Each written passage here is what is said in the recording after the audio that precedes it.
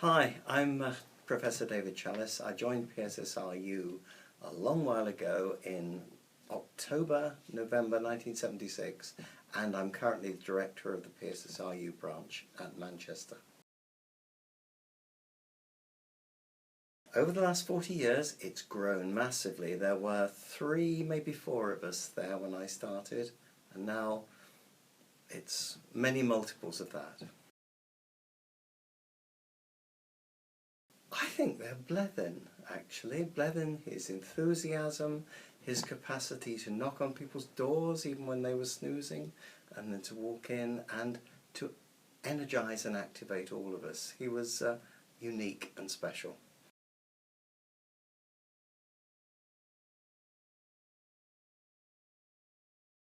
I moved from a psychiatric hospital as a staff member to PSSRU in '76, and I went there to run the case management study, the Kent Community Care Project.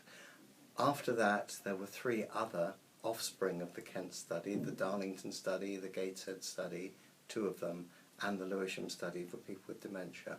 So very much focused on that, and it's grown into a whole range of studies on long-term care of older people. The case management studies impacted on long-term care policy immediately in the UK with the NHS and Community Care Act, and it's gone on to do so in other countries. So, for example, the Lewisham study has been used as part of the French Alzheimer policy in the last 3-4 years.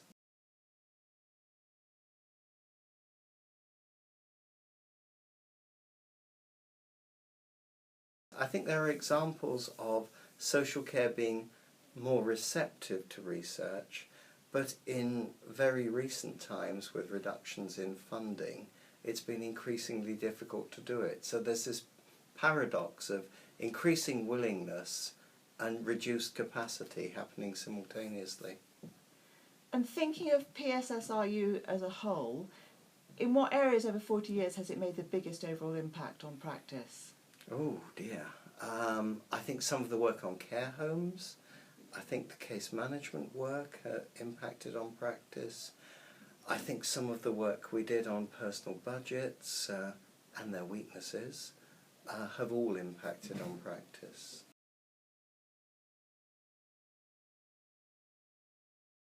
Really no contest, is there? And it's self-interested. It would have to be improving long-term care of older people by improving the funding system that made it a viable approach. I mean more money, but not just in a simplistic taxation way, but planning the funding processes. It might be through an insurance approach, but certainly a planned, viable, long-term approach to funding.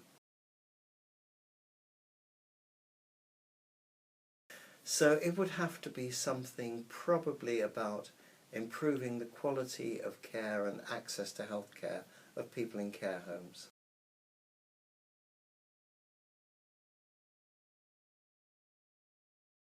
I mentioned it already in terms of what I would want to do. I think the biggest issue facing social care in terms of what we do is long-term care of older people and funding that process. I think the other thing that faces long-term care at the risk of being really unpopular is saying that is local government anymore a viable home as a social care lead organisation, or should we be thinking about more movement down the Australian pathway that might improve quality?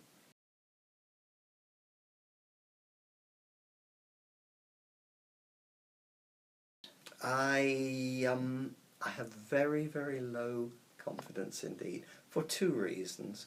One, I don't want to be told I've got a personal budget and I can get on with organising B&Q care. I would like to have somebody sensible to guide and advise me, and I wonder about the viability of that. Secondly, I wonder about the funding other than what I might purchase as a self-funder, maybe with my American Express insurance policy or equivalent.